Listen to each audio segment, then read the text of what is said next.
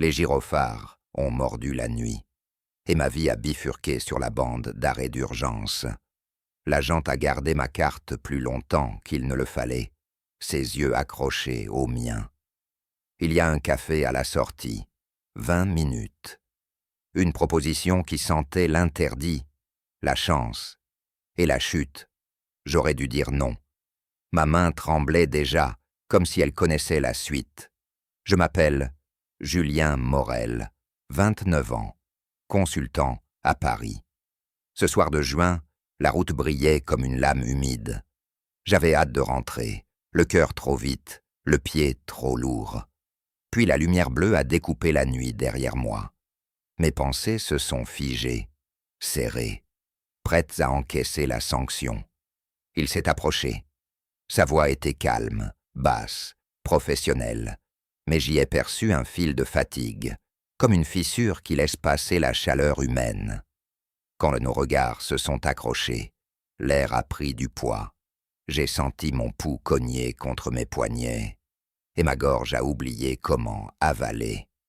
Mon souffle s'est cassé en deux quand ses doigts ont frôlé mes papiers. Un effleurement banal. Et pourtant la sensation m'a traversé, vive, impossible à masquer. Il a vérifié tout ce qu'il fallait, m'a annoncé le tarif de l'imprudence. J'ai hoché la tête, prêt à accepter. Puis, au lieu du papier qui clôture la scène, il a laissé une pause. Ses yeux ont glissé vers la bande d'arrêt d'urgence, puis vers la sortie suivante. Sa voix s'est faite plus basse, presque confidentielle. Je termine dans 20 minutes. Il y a un café juste après. Si tu viens, on parle et on voit. Ce « on voit » a vibré longtemps dans ma poitrine. J'ai su que je pénétrais dans une zone où les règles se taisent et où la conscience cherche ses mots. Au café, la lumière jaune a posé sur lui une douceur inattendue. Il avait quitté l'uniforme pour un jean sombre et une chemise claire, et, sans la cuirasse bleue, quelque chose en lui paraissait plus vrai. Nous nous sommes assis au fond. Le cliquetis des cuillères semblait loin. Les conversations flottaient sans contour. Le serveur a posé 2 verres. Mes mains se sont chauffées au bord de la tasse, comme si la porcelaine pouvait empêcher mes pensées de se disperser. « Je m'appelle Alexandre Dubois », a-t-il dit. Son prénom a trouvé en moi un écho étrange, une familiarité que je ne m'expliquais pas. Il a parlé de ses gardes, de ses nuits trop courtes, de ce métier qui exige et emporte, qui prend des heures et laisse des silences. Je l'écoutais, immobile, avec ce frisson discret qui court quand une présence s'installe sous la peau. Sa manière de me regarder n'était pas neutre. Son regard restait une seconde de trop, revenait, hésitait, revenait encore. Chaque retour réchauffait l'espace entre nous, jusqu'à rendre le monde autour presque flou. Quand il a évoqué mon autocollant sur le pare-brise, mes doigts ont serré la tasse. Il avait vu, il avait compris. Le sol s'est déplacé d'un demi-centimètre, suffisant pour faire vaciller mes habitudes. J'ai pris un risque, a-t-il murmuré. J'ai senti alors le bord invisible sur lequel on avançait. La proximité devenait audacieuse, presque irréfléchie. Mes épaules ont lâché un souffle, comme si mon corps avait répondu avant moi. J'étais là, je restais, j'acceptais d'écouter ce qui naissait. Nous avons parlé cinéma, forêt après la pluie, plat trop relevé. Il riait avec une retenue qui se fendait par éclats, et chaque éclat me traversait, clair et chaud. Par moments, sa main s'arrêtait près de la mienne, sans toucher, une immobilité chargée qui fendait la surface du temps. J'ai senti la chaleur remonter dans ma nuque, une rumeur sous la peau, cette sensation d'alerte douce qui annonce l'orage intime. Son souffle, quand il s'est penché pour m'entendre, a effleuré mon oreille, et toutes mes pensées se sont alignées vers ce point, comme attirées par un aimant. Je n'aurais pas dû te proposer ça. a-t-il dit, la voix plus grave. Ce n'est pas le protocole. Je l'ai regardé longtemps. Le mot « protocole » a glissé entre nous comme une barrière invisible. J'ai compris soudain l'ampleur de ce qu'il endossait. Rien n'était anodin, rien n'était simple. L'attraction, elle, ne demandait qu'à s'épanouir, et c'est précisément ce qui rendait chaque seconde plus dense, plus fragile. Une ligne se dessinait, à la fois proche et insaisissable. J'ai parlé de mon travail, de mes semaines aspirées par des présentations trop lisses, des trajets qui se ressemblent, des rêves qu'on range au-dessus des armoires pour gagner de la place. Il a souri d'un sourire qui ouvre une fenêtre. « Tu n'as pas l'air d'un homme qui renonce », a-t-il dit. Sa phrase m'a surpris, peut-être parce que je venais de reconnaître en silence combien souvent je renonçais à moi-même. Le temps s'est plié, la nuit a avancé sans nous prévenir. Les mots versèrent d'eux-mêmes, et parfois nous nous taisions. Ces silences avaient une texture électrique, une attente fine, presque coupante. Nos regards se cherchaient, se trouvaient, restaient. Tout devenait plus net et plus proche. Le café, la rue, le monde se retiraient d'un pas. Il ne restait que cette table et ce fil tendu entre nous, vibrant comme s'il craignait de rompre. Je me suis entendu proposer une marche. Il a d'acquiescer, et la nuit tiède nous a enveloppés. Le trottoir brillait par endroits. La ville respirait bas. Nous marchions à la même cadence, sans effort, comme si nos pas se connaissaient déjà. Parfois nos épaules s'approchaient au point de frôler, et ce presque contact allumait en moi une braise vive. Je sentais mon cœur battre trop fort, comme s'il avait décidé de parler à ma place. Au coin d'une place, une voiture de service a ralenti. Le logo du commissariat a traversé nos regards. Alexandre a détourné les yeux et j'ai compris la pente sur laquelle nous glissions. Ce n'était pas seulement une rencontre, c'était un risque. Pour lui surtout, pour nous peut-être. La conscience est revenue comme une douche froide, sans pour autant éteindre la chaleur sous ma peau. Entre prudence et élan, je ne savais plus habiter mon corps autrement qu'en tremblant légèrement. « Je peux te revoir ». Sa voix a heurté la nuit avec douceur. J'ai senti l'aveu caché derrière la question, la demande d'espace dans ma vie. J'ai dit oui, d'une voix plus calme que je ne me sentais. Il a inspiré, soulagé, et son sourire a desserré quelque chose en moi. Nous étions trop proches, nos ombres se touchaient au sol, le monde a semblé tenir dans la distance d'un souffle. Puis, au moment où je croyais que la nuit nous appartenait, la porte du café s'est rouverte derrière nous. Un uniforme est apparu, silhouette familière pour lui, inconnue pour moi. Le regard de l'homme a accroché Alexandre, puis a glissé sur moi, l'espace d'une seconde de trop. J'ai vu le muscle de la mâchoire d'Alexandre se tendre. La rue s'est rétrécie, l'air s'est fait plus lourd. Une poussière glacée a couru sur ma nuque. « Capitaine, tout va bien ?» a lancé la voix, trop neutre pour ne pas être chargée.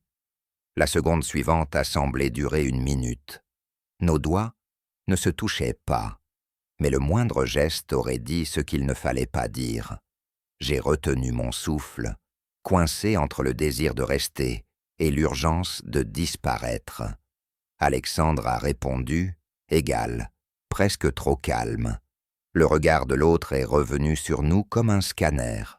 C'est là que j'ai compris à quel point nous venions, l'un et l'autre, de quitter la route balisée, et que le premier véritable choix m'attendait déjà à un pas, fuir pour le protéger, ou rester, au risque d'exposer ce qui n'avait même pas encore de nom.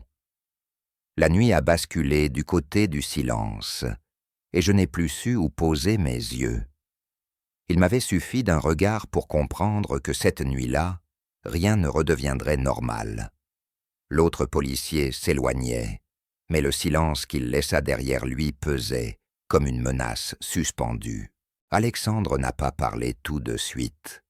Son visage restait calme, mais je sentais la tension battre sous la peau, ce mélange d'adrénaline et de peur qui transforme la moindre respiration en décision. Nous avons repris la marche, plus vite, sans un mot. La distance entre nous était trop courte pour être neutre, trop longue pour être sûre. Je voulais lui parler, lui dire que ce qui venait de se passer m'avait traversé comme un éclair, mais chaque phrase que j'inventais semblait dangereuse. Quand nous avons atteint le parking, il s'est arrêté. « Je ne peux pas rester », murmura-t-il. « Ce collègue n'aurait pas dû nous voir ensemble. » Sa voix tremblait légèrement. Je savais qu'il parlait moins de règlement que de survie professionnelle. Je comprends. Je ne comprenais pas tout, mais j'avais compris l'essentiel. Ce lien qu'on venait d'allumer pouvait tout brûler. Les jours suivants furent étranges.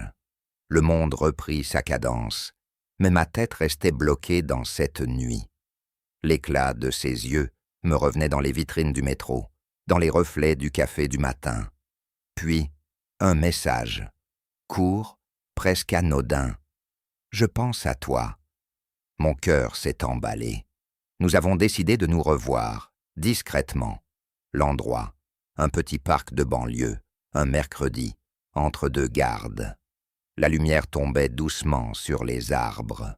Il portait ce calme fin des hommes qui luttent contre ce qu'ils ressentent.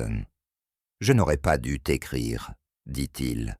« Et pourtant, tu l'as fait. » Son regard s'est levé vers moi. Dans ses yeux, j'ai vu la bataille intérieure, devoir contre désir, prudence contre vérité. Puis il a soufflé. « Tu me rends nerveux, Julien. Alors arrête de te battre. » Un sourire a effleuré sa bouche, fragile, presque timide. Il a fait un pas vers moi. J'ai senti la chaleur de sa proximité avant même qu'il ne me touche. L'air vibrait d'un silence dense, nos respirations confondues. Ses doigts ont frôlé ma main, juste assez pour faire taire tout le reste du monde. Ce contact infime contenait déjà tout, la peur, la promesse, l'interdit. Un cri d'enfant au loin nous a ramenés à la réalité. Il a reculé, reprenant contenance. « Je dois y aller. Et moi, j'attendrai. » Ces mots me sont sortis sans réflexion. Il les a reçus avec une émotion que je n'avais encore jamais lue sur son visage. Avant de partir, il m'a lancé « Vendredi, même heure, même endroit. » Le lendemain, j'ai compté les heures comme on compte des battements de cœur. Le vendredi, il était là, appuyé contre un lampadaire, le regard un peu plus détendu. Nous avons marché, parlé de tout, de rien, de nos enfances, de la mer. À mesure qu'il parlait, je découvrais un homme plus vulnérable que le policier sûr de lui. Je l'écoutais, fasciné. La nuit s'est posée sur nous comme une couverture tiède. Quand nos épaules se sont frôlées, je n'ai pas bougé. Lui non plus. Nous étions suspendus dans cette frontière invisible qui sépare la prudence du vertige. Et quand enfin, il a murmuré « Je ne veux plus qu'on se cache », j'ai su que le vrai danger ne venait plus du dehors. Il venait de ce que j'étais prêt à risquer pour lui. Il pleuvait ce soir-là, une pluie fine qui semblait vouloir laver le monde. Alexandre m'avait envoyé un message « Je passe chez toi ». Aucun mot de plus.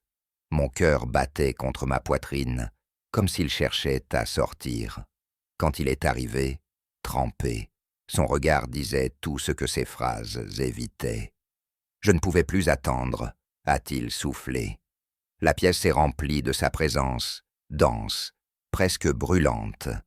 Nous ne savions pas quoi faire de nos gestes, alors nous avons parlé, maladroitement.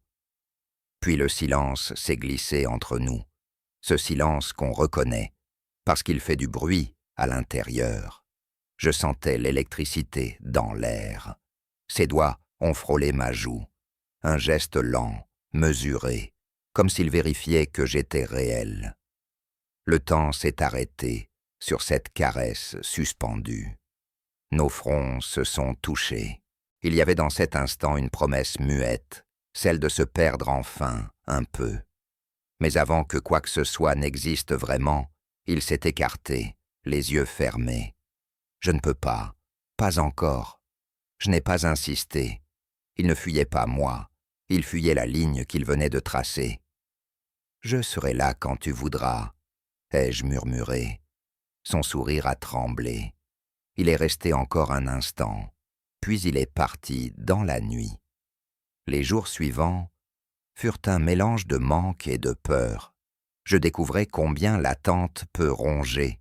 Ses messages étaient rares, mais chaque mot avait le goût d'une promesse tenue en équilibre. Puis un soir, il a appelé. « J'ai besoin de te voir. » Sa voix portait tarant une fatigue qui me serra la gorge. Nous nous sommes retrouvés sur les quais, là où la Seine reflète les lumières de la ville. Il m'a raconté sa journée. Un accident, un adolescent mort. Ses mains tremblaient légèrement. Je me demande pourquoi je fais encore ce métier. Je n'ai rien dit. J'ai juste posé ma main sur la sienne. Il a inspiré profondément. Et dans ce souffle, j'ai senti tout le poids de son monde. « Tu m'aides à respirer, Julien. » Ces mots simples ont tout changé. À cet instant, le mur qu'il avait érigé s'est fissuré. Son regard s'est adouci. Son corps s'est détendu. La distance entre nous s'est effacée. La pluie s'est remise à tomber, fine, presque douce, et je me suis surpris à sourire.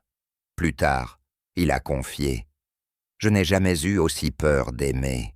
Et moi, pour la première fois, j'ai compris que la peur pouvait être belle quand elle naît de quelque chose de vrai. Tout a basculé le jour où un de ses collègues a vu mon nom sur son téléphone. Alexandre m'a appelé plus tard, la voix étranglée. Il pose des questions.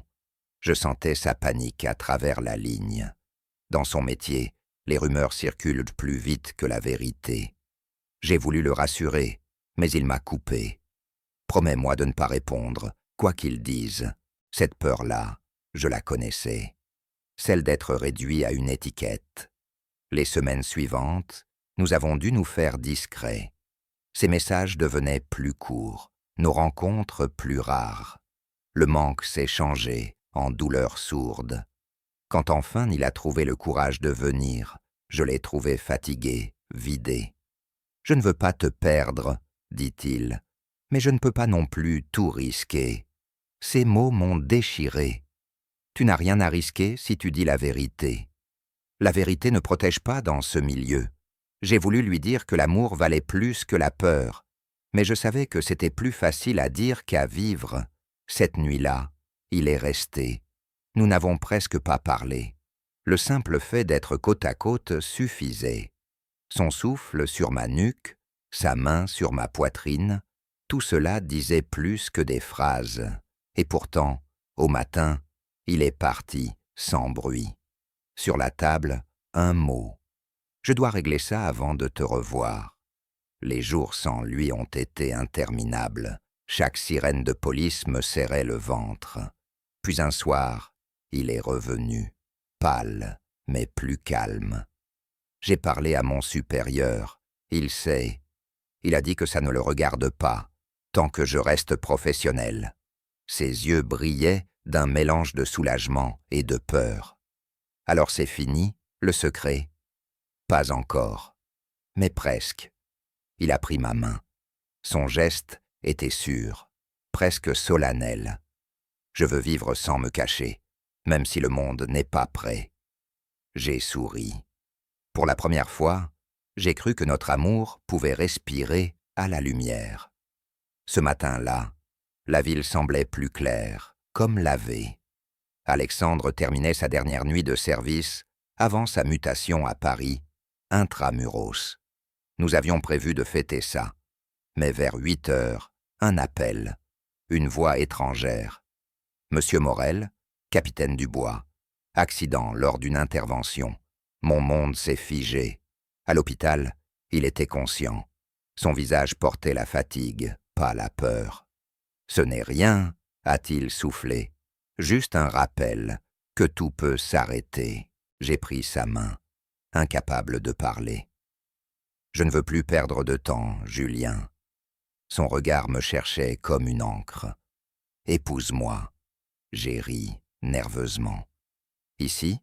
Maintenant? » « Oui. La vie ne nous doit rien. Alors autant lui arracher ce qu'on peut. » Quelques semaines plus tard, dans un petit salon de la mairie du 15e, entouré de quelques proches, nous avons échangé nos promesses. Pas de grande cérémonie, juste deux hommes qui avaient trop attendu pour se dire enfin oui. Quand il a glissé l'alliance à mon doigt, j'ai senti le monde devenir plus simple. Le soir, sur le balcon de notre appartement, Paris brillait sous la pluie. « Tu regrettes ?» a-t-il demandé. « Rien, sauf de ne pas t'avoir rencontré plus tôt. » Il a souri, ce sourire qui efface tout le reste. « Alors promets-moi une chose. » « Laquelle ? » « De ne plus avoir peur, jamais. Aujourd'hui, quand je repense à cette nuit sur l'autoroute, je comprends que tout a commencé par un risque insensé. Ce risque est devenu notre vie. L'amour n'a jamais eu besoin d'autorisation.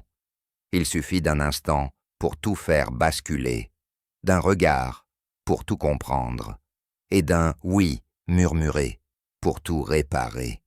Et si c'était à refaire, je roulerais encore trop vite juste pour le retrouver.